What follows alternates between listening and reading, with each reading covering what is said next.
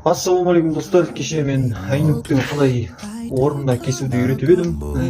Айналасын пена жағып қойдым, қар кірмеу үшін, жаңбыр жауғанда су көп кетіп қалмау үшін араға.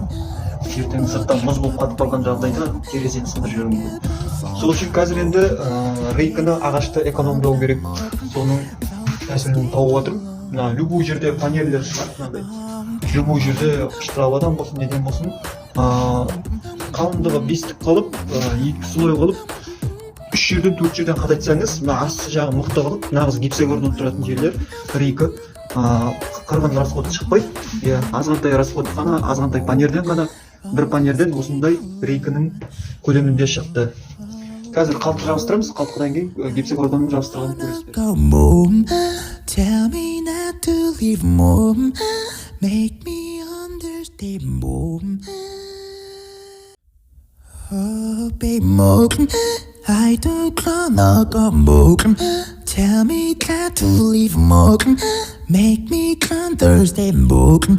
Rainbow, pop and rainbow, like a boss. Жалпы, ағаш жіберген себебім рейкі ағаш жіберу керек балконға. Өйткені ызғар келеді, ар жақтан профиль жіберсеңіз, ызғар профильді ылғалдатады да, сосын гипсогордан беті көктеп кетеді. Сол үшін, сосын шама келгенше водостойный гипсогордандар бар, жасыл. Сондайды жабыстырған жақсы балконға. Біз енді артық қалған гипсогордандарды жабыстырып жатырмық. Енді артық қалды, стеновый артық қалды, потолочный артық қалды, соны үйлестіріп размерін келтіріп жатырмын. Өзіме қиын болып жатыр, жалпы гипсогордан көтеріп салу. Негізі екі адам жасайтын жұмысты бір өзім атқарып жатырмын. Ол да ерлік негізі. Жалпы екі адам болып салған абзал. Мынандай бір шуруппен ұстатып қоямыз, бір шуруппен ұстатып. Сосын жағына связка гипсогордандардың бір-біріне киілетіне манағы панерді кесіп кусогын салып арасына салып жібереміз.